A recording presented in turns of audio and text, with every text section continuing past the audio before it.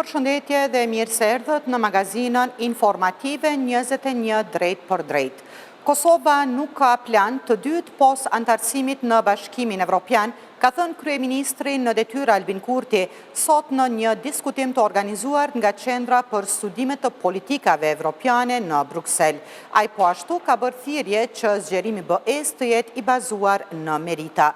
Kurti ka thënë se ata që janë në linjë me politikat e jashtme të BE-s duhet të shpërblehen e jo të mbahen në masa restriktive. Statusi kandidat për Kosovën është i vonuar, ka thënë ai në fjalimin e tij. Bashkimi Evropian është duke i zbërthyer gabimet dhe atë se çfarë shkon dhe çfarë jo në dialogun e Brukselit mes Kosovës dhe Serbisë në mënyrë që t'i jap gjallëri procesit të normalizimit të marrëdhënieve mes dy vendeve fëmijë.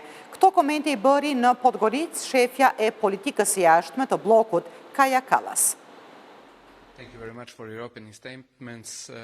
Duke komentuar ngecjen e dialogut mes Kosovës dhe Serbisë, Kallas tha gjatë një konference për media se ajo çfarë po bëjnë këtë muaj është analizimi së bashku me të dërguarin e BE-s për dialogun Peter Sorensen, i cili e mori detyrën në shkurt. Çfarë është me rëndësi për neve është normalizimi i marrëdhënieve, sepse asnjëra nga to nuk mund të ecë përpara në rrugën drejt BE-s, tha Kallas. Kjo e fundit nuk dha më shumë hollësi se cilat mendon që ishin gabimet apo çfarë nuk ka shkuar deri tani në dialogun e ndërmjetësuar nga bloku.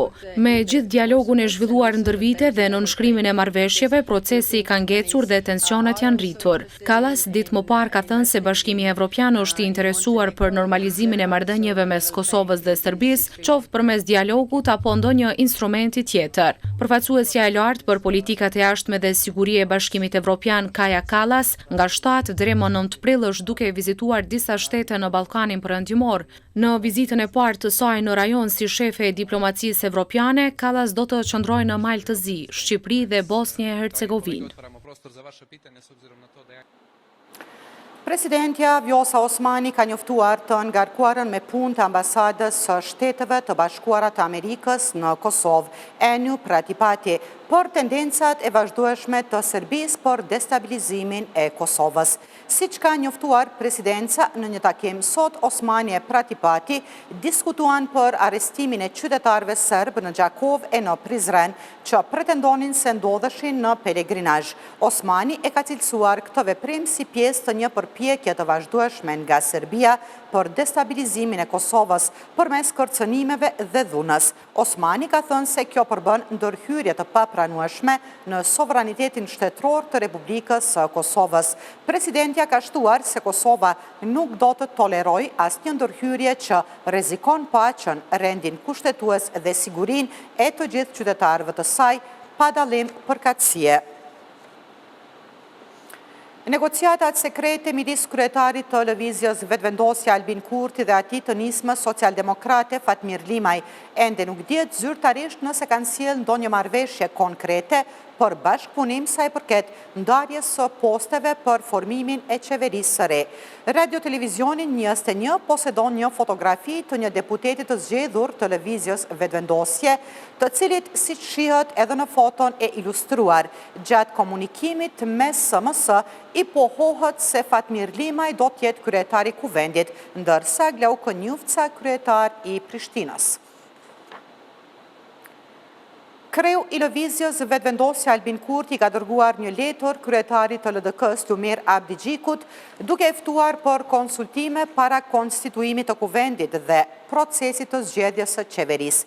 Takimi është propozuar për 9 prill në orën 15 ose më 10 prill në orën 9 ose 14, me qëllim të konstituimit të plotë të kuvendit të Republikës së Kosovës dhe procesit të zgjedhjes së qeverisë së re për të konsultuar paraprakisht, ju ftoi në takim të mërkurën, thuhet ndër tjerash në letrën që Kurti ja ka dërguar Abdigjikut. Kurti shkrua në fund se e mirëpret përgjigjen e Abdigjikut për këtë takim. Lidhja Demokratike e Kosovës do të shqyrtoj ftesën për takim nga kryetari i Lëvizjes Vetëvendosje, një herësh kryeministri në detyrë Albin Kurti. Në LDK thanë se organët e partisë do të vendosin se si duhet t'i përgjigjen kësaj ftesë të Kurtit. Antarja e kryesisë së LDK-s, Johona Lushaku, e cila është edhe deputete zgjedhur e LDK-s, tha se qëndrimet e LDK-s për koalicion qeverisës me Lëvizjen Vetëvendosje i kanë të qarta. Pas zgjedhjeve parlamentare të nënshkurtit në LDK kanë qenë të prerë kundër një koalicioni me Lëvizjen Vetëvendosje. Organet e partisë do të vendosin se a do të shkojmë a jo. Për ndryshe qëndrimet tona me vetëvendosjen, për qeverisje me vetëvendosjen i kemi të qarta. Deputeti i zgjedhur i Lëvizjes Vetëvendosje, Halil Thaçi, në një intervistë për Radio Televizionin 21, ka thënë se më 15 prill në seancën konstituive të kuvendit, Vlau Kënjufca do të jetë kryetar i këtij institucioni. Ai ka thënë se ky nuk është vendimi i partisë, por i tij. Deputeti Haliti ka thënë se nuk ka informacione për takimin Kurti Limaj apo për ndarjen e posteve. Deputeti tha që është bashkuar kryeministrit në detyrë Albin Kurti se Serbia përmes ndikimit të saj tek deputetët e minoriteteve jo serbe, po e pengon formimin e institucioneve të reja. Me Thaçin bisedoi kolegu Burim Zariçi. Nesër është planifikuar një takim midis kryetarit të kuvendit Vlau Kënjufca dhe përfaqësuesve të partive politike. A duhet sipas juve që partitë opozitare të përgjigjen kësaj ftese? Sigurisht që çdo subjekt politik në Kosovë që ka marrë pjesë në zgjedhje dhe ka kaluar pragën, duhet të angazhohen për konstituimin e kuvendit. Dhe sigurisht që ky takim është i thirrur që të diskutojnë për mbarvajtjen e seancës së parë të legjislaturës së re që po vjen. Nëse partitë opozitare e bojkotojnë këtë takim, për shkak që PDK-ja s'ka ende një qendrim, çka do të thotë kjo? Unë nuk mendoj që ka ndonjë arsye për sabotimin e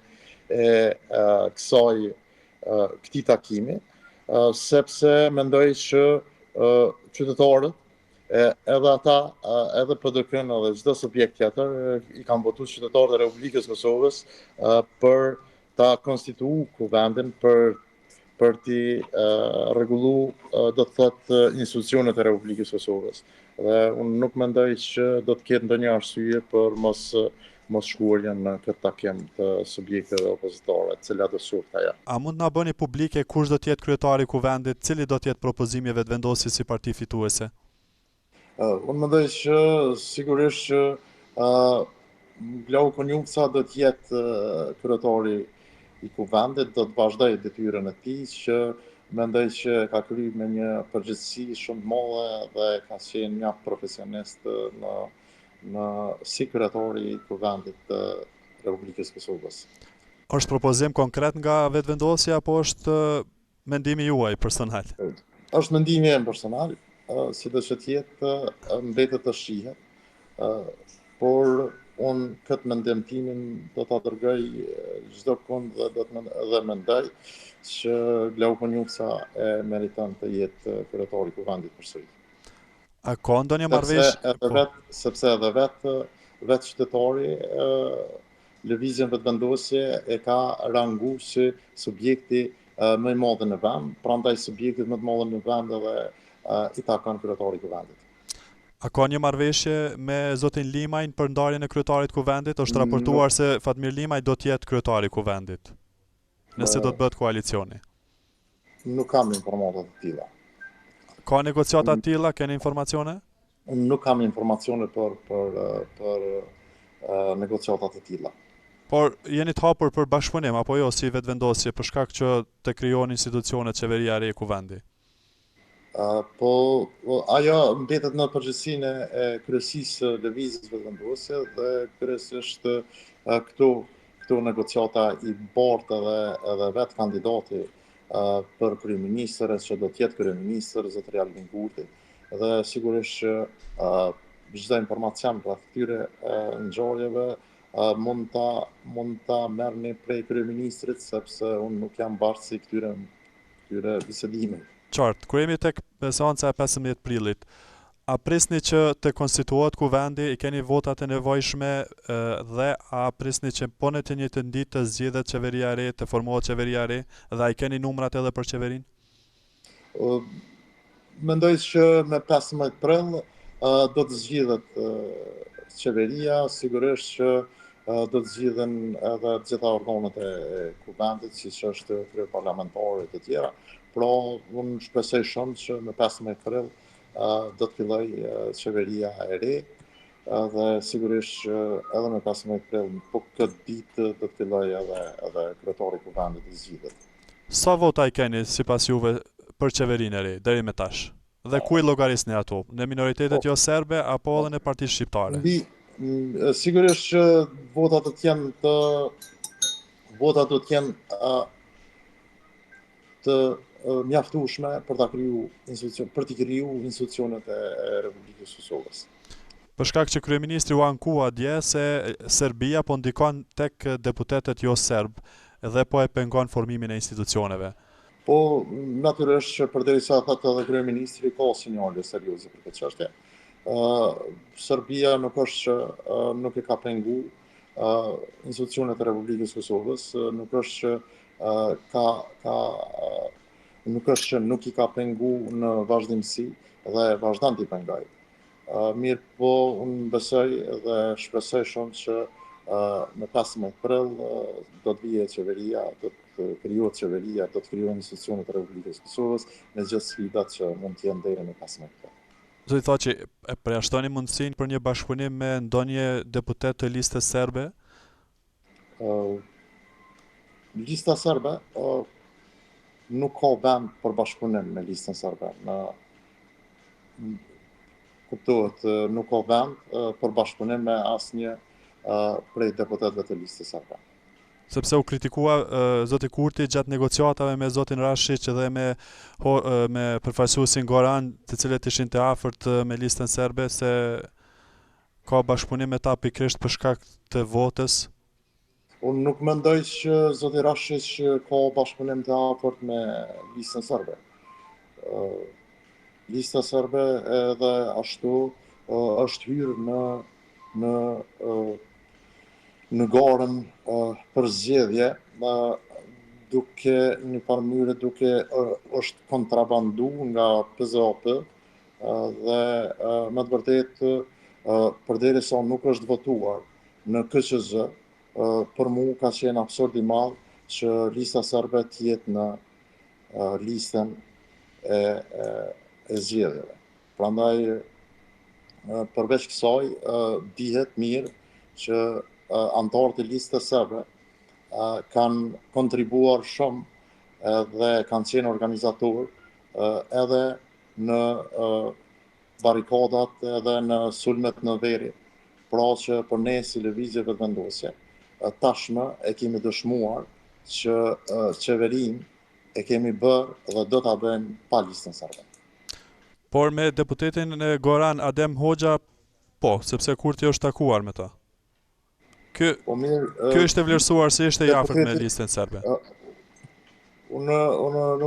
Ai nuk është antar i listës serbe. Ai nuk është antar i listës serbe. S'mendoj që është ndonjë problem i madh aty.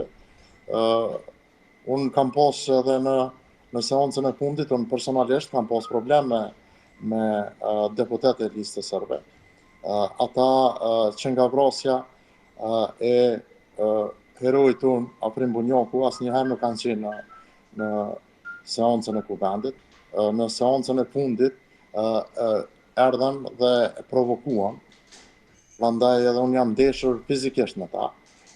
Dhe sigurisht që edhe kanë shkuar, ashtu siç kanë ardhur dhe kanë shkuar, sepse krejt motivi tyre edhe puna që ata menduan me bo në seancën e fundit kuvendit ishte një foto, ta realizonin një foto që gjoja se lëvizja vetëvendosje po mbon seancë me listën serbe. Pra lista serbe është për mu është një organizatë politike, është një organizatë terroriste e cila ka mbajt edhe ditëzije për terroristët e vrarë, i ka mbështet terroristët dhe për mua është organizatë terroriste. Dhe për fund, jemi me afër një zgjidhje për krijimin e institucioneve të reja, apo me afër një ngërçi politik apo shkuarje në zgjedhje të jashtëzakonshme? Unë e thash edhe më herët, sigurisht që nuk do të ketë ngërç politik, sepse qytetarët e kanë vendosur me shumicë ta votojnë lëvizjen vetëvendosje dhe jam i bindur që edhe deputet nga subjektet e tjera besoj që do ta votojnë qeverinë, këtë qeveri që e ka votu qytetarë, në fakt këtë subjekt që me shumicë e ka votu qytetarë e Republikës Kosovës. Nuk ka ndonjë subjekt tjetër në historinë e Kosovës që i ka fitu këtë numër të votave sa ka fitu lëvizja vetëvendosja kësaj here. Pra, jemi subjekti i parë në vend dhe na takon që të qeverisim. Këtë e ka thënë qytetari me këto zgjedhjet e nënshkurt.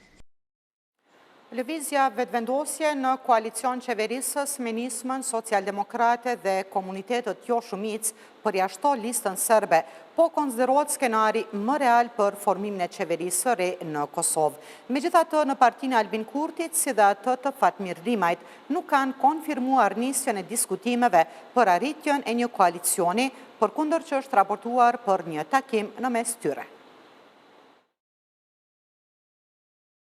Kanë mbetur edhe 8 ditë nga seanca konstitutive e Kuvendit të Kosovës, arritja e një dakordimi të tillë po shihet e mundshme. Nisma socialdemokrate ka siguruar 3 deputet në legjislativ, duke garantuar një koalicion parazgjedhor me AK-n e Ramush Haradinaj. Ky rezultat i zgjedhjeve sipas politologut Albinot Maloku e determinon nevojën që lëvizja vetëvendosje të bëjë koalicion qeverisës me ndonjë prej partive shqiptare.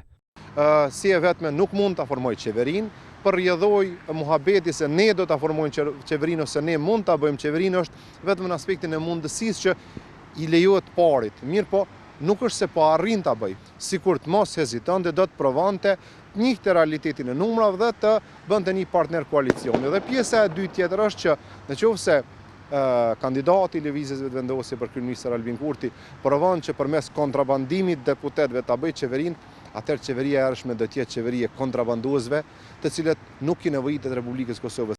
Në anën tjetër, analistja politike Makbule Shkodra thot se nëse nisma socialdemokrate merr hisën e saj në qeveri, atëherë ajo do të votojë pro qeverisjes Kurti 3. Ajo nuk e përjashton mundësinë që edhe deputet nga tabori opozitar të kalojnë në lëvizjen vetëvendosje.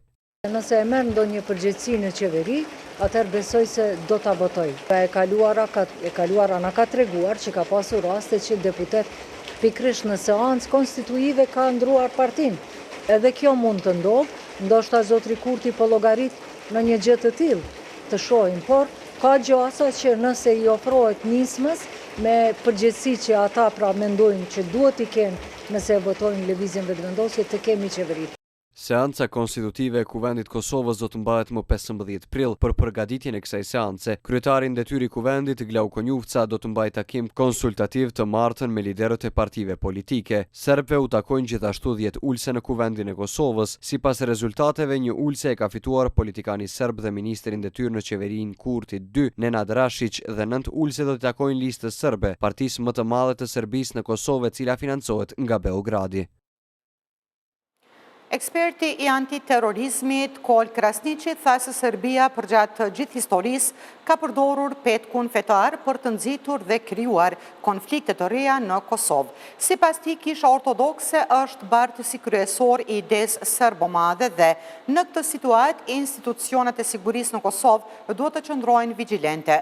Krasniqi nuk ka përjashtuar mundësinë e ndonjë sulmi të ngjajshëm me atë të Banjskës brenda territorit të Kosovës. Deklaratat e tij pasuan njoftimin e policisë së Kosovës se ka arrestuar 4 të dyshuar serb, të cilët kishin hyrë në Kosovë të kamufluar si pelegrin. Profesor Krasniqi, 16 serb të ardhur si pelegrin brenda territorit të Kosovës u ndaluan nga policia në ndyshimin se po mbledhin informacione për caqe të mundshme sulmi në Kosovë. Sa rrezikon Kosova për një sulm të tillë?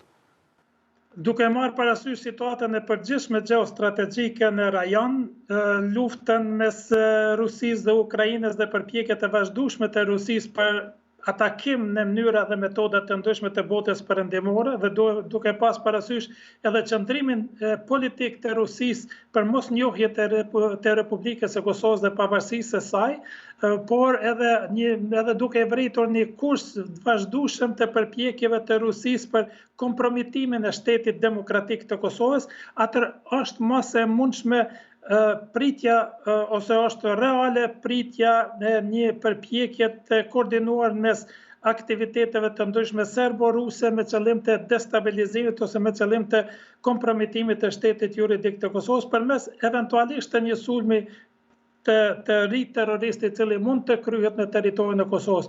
Ka kjo arsye autoritetet tona të sigurisë duhet të jenë gjithmonë vigjilent dhe të ndërmarrin të gjitha hapat e mundshme me qëllim të identifikimit të personave të cilët vinë me qëllime të jo të mira në territorin e Kosovës, vinë me qëllim të mbledhjes së informacioneve ose me qëllim të identifikimit të vendeve të mundshme për kryen e çfarëdo aktiviteti destruktiv brenda Republikës së Kosovës.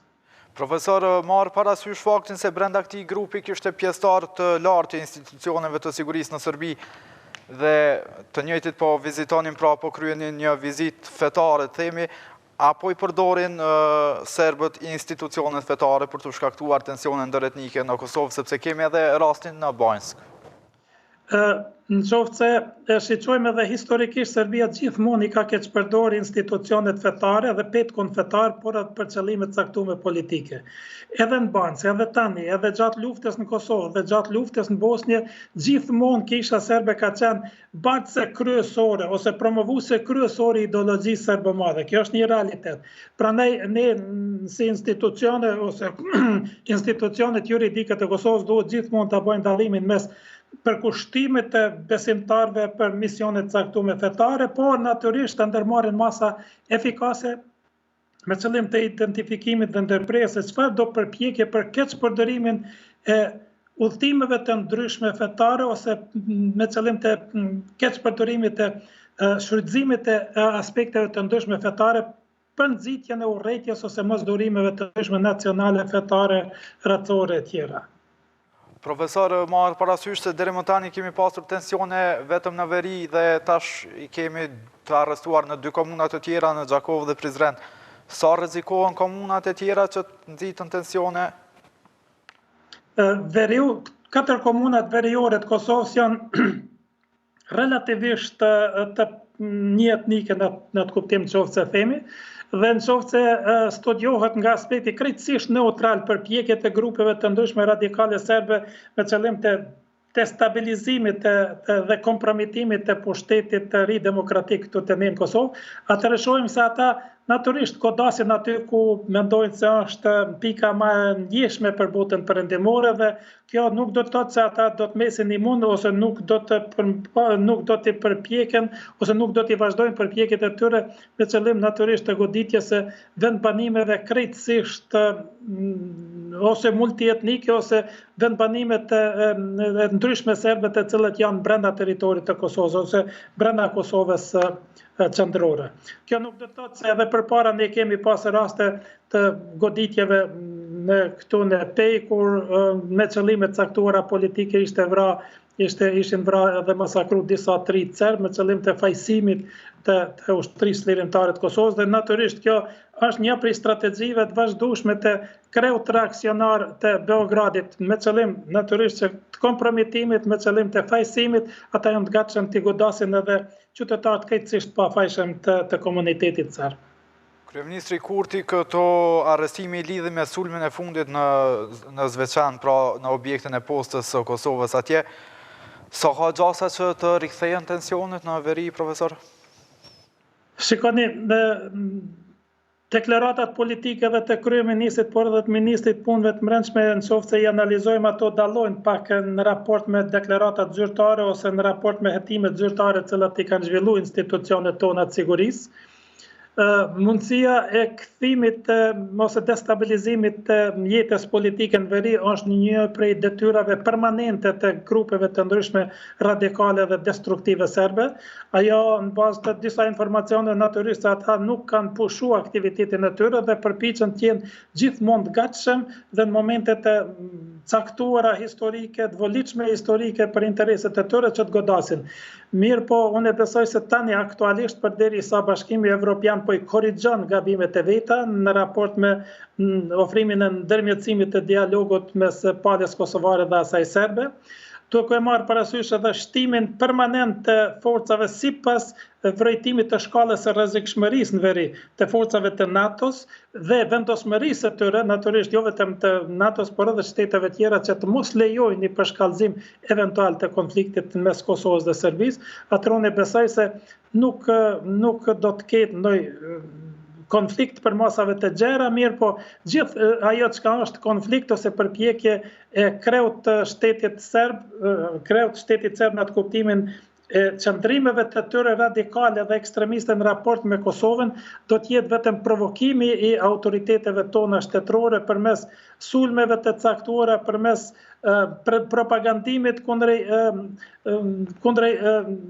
do të të veprimeve të ndryshme të autoriteteve tona, cilat ata po përpiqen t'i paraqisin si shkelje të drejtave esenciale të njeriut dhe shkelje të komunitetit serb ose si diskriminim të komunitetit serb e kështu me radhë. Prandaj nuk e besoj se do të ketë sulmet për masave të tilla, çfarë ishin në Banjë ose çfarë ishin planifikuar edhe më vonë. Ju dini se autoritetet tona shtetërore disa herë kanë sekuestruar armatim të përmasave të mëdha, do të cilat mund të përdoreshin për aksione të gjera diverzante terroriste. Nuk e besoj se do të ketë përgatitje të tilla, mirë po përpjekje për kompromitim dhe atakim të vlerave tona demokratike për herë duhet të llogariten se do të kryhen nga çarqet e caktuara serbe. Aktualisht tu e marr parasysh pushtetin serb dhe qeverinë aktuale serbe në Serbi. Marë parasysh deklaratat e qeverisë se ka luftuar dhe dëbuar grupet kriminale serbe nga veriu dhe të njëjtën kohë kemi deklaratat të tilla dhe reagimet të tilla policore. A i bie kjo se qeveria dhe institucionet nuk arritën të largojnë ndikimin serb nga veriu dhe prap ata mund të krijojnë tensione kur të duan? Shikoni, është mas e vërtet në qoftë se i analizojmë, po e sheni edhe lista serbska është një listë kompakte nga aspekti qëndrimeve të veta politike. Dhe ajo ka një shtrirje shumë gjerë të komuniteti serb këtu të ne në Kosovë. Mundësia për me dëbue në influencen ose me ndërprej influencen serbe në veri, aktualisht vetëm përmes mjeteve të tilla është krejtësisht iluzion dhe është e pamundshme sipas asaj çka po vret dhe çka po shihet. Shumë më mirë ndërprerja e influencës serbe në veri do të ishte përmes integrimit të komunitetit serb në institucionet tona shtetërore. Vetëm atëherë kur ata integrohen në institucionet tona shtetërore dhe natyrisht e nin veten si pjesë përbërëse dhe identifikohen me Republikën e Kosovës, vetëm atëherë mund të themi se është ndërprerje dhe është krejtësisht e pavlerë çfarë do përpjekje për influencim ose për veprim nga pozicionet serbe mëdha brenda territorit të Republikës së Kosovës. 2 nga 4 serbët e arrestuar një ditë më parë në Gjakov pasi u gjetën armë të ftohta, kanë konfirmuar se punojnë në institucione serbe të sigurisë. Pavle Kragovic ka thënë se punon inspektori policisë në Kragujevc të Serbisë, ndërka që Milovan Stevic deklaroi se është doktor stomatolog në Akademinë Ushtarake të Mjekësisë në Beograd. Në gjykatore për seancën dëgjimore lidhur me masën e sigurisë janë edhe Branko Rakic, i cili deklaroi se është teknik i komunikacionit dhe Nemanja Vamovic, i cili tha se është inxhinier i pylltarisë. Rakic dhe Kragovic janë me 2 shtetësi, kurse Stevic dhe Vamovic janë vetëm shtetas të Serbisë. Njohësi çështjeve të sigurisë Drizan Shala tha se arrestimi serbëve në Gjakov dhe vizita e tyre atje mund të lidhet me infrastrukturën kritike që FSK-ja ka në komunën e Gjakovës përfshirë dronët. Ndërkohë Shala arrestimet në komunën e Prizrenit i ndërlidhi me mosgatishmërinë e deputetëve jo shumicë për krijimin e institucioneve të reja pas zgjedhjeve të 9 shkurtit. Tanim është e faktuar dhe argumentuar një çështje. Serbia përmes metodave speciale, përmes përdorimit të objekteve të kultit fetar, religios, ortodoks, përmes përdorimit të kishës dhe manastireve, po tenton të krijojë qendrat e tyre operative, të cilat do shërbejnë për veprimet spionazhit, destabilizimit politik, etnik dhe veprimet e ndryshme inteligjente. Pra, këto qendra brenda hapësirave të kultit dhe rritit fetar ortodoks është një alarm tehet i madh për sigurinë kombëtare, sepse në të kaluar ju dini qartazi edhe qartazi si rasti i Banjskës ishin përdorur pikërisht e njëjta metodologji, duke futur materie dhe materiale të ndryshme të armatimeve të sofistikuara dhe atyre ushtarake brenda hapësirës të caktuar të një manastirit përkatës. Pra, me këtë aspekt, institucionet e Republikës Kosovës kanë dëshmuar dhe kanë treguar se janë vigjilent në punën e tyre, përmes rrugë operative kanë identifikuar grupin në fjalë, kanë legjitimuar përmes metodave legale dhe legjitime, dhe më pastaj tani më kemi të qartë që 4 nga ata janë pjesë përbërëse strukturave udhëheqëse sigurisë të Serbisë, që kanë patur sipas gjitha gjasa mision për të shpionuar në rajonin e Gjakovës, ku dihet që është baza ushtarake aeroporti i Forcës së Sigurisë së Kosovës, respektivisht njësisë e dronëve, njëkohësisht në pjesën e regionit të Prizrenit për të bërë presion të komiteti jo serb, që të bëhet forma ndryshme presioni shantazhi që të zgjedhurit të tyre mos të jenë pjesë përbërëse e formimit të institucioneve të Republikës Kosovës. Prizreni dhe Gjakova janë këto dy komuna ku arrestuan thatë edhe ju. A ka rrezik që kemi një sulm përveç Veriut në pjesë të tjera të vendit? Padyshim që tani metodologjia dhe modus operandi i këtyre strukturave është të veprojmë brendësi të territorit të Republikës Kosovës përmes formave të ndryshme, sepse pjesa veriore është e kontrolluar dhe menaxhuar nga ana e institucioneve të Republikës Kosovës, si ato vendore aty ndërkombëtare. Prandaj tani më është përdorimi i metodologjisë së re, e cila është veprimet diverzante brenda dhe mbrapa strukturave shtetërore të Republikës Kosovës, pra në komuna të ndryshme ku ata kanë mundësi të veprojnë. Gjyqtari Sabit Sadikaj tha se ministri në largimi punëve të brendshme Xhelal Sfeqla e ka informuar gjykatën përmes emailit se nuk gjendet në Kosovë, por jashtë vendit. Me këtë rast është shtyrë seanca gjyqësore për gazin Lotësjellës. Ai konstatoi po ashtu se arsye për shtyrjen e seancës është mungesa e avokatës së Sali Zybës për arsye shëndetësore. Për Fitore Pacolin tha si është dorëzuar ftesa, por nuk është e konfirmuar se a e ka marrë ftesën personalisht. Seanca është shtyrë për datën 17 prill. Zyra e regulatorit për energji ka deklaruar se shkaku kryesor i propozimit për shtrenjtim të energjisë elektrike është çmimi në bursa. Zyrtari për media në ZRE, Petrit Pepaj, në takim me gazetar, tha se kjo është arsyeja kryesore. Kundër shtrenjtimit të energjisë elektrike kanë dalë disa parti politike, ndërkohë qytetarë të shumtë kanë protestuar të shtunën kundër ngritjes së çmimit të rrymës. Ata kanë paralajmëruar se protestat nuk do të ndalen.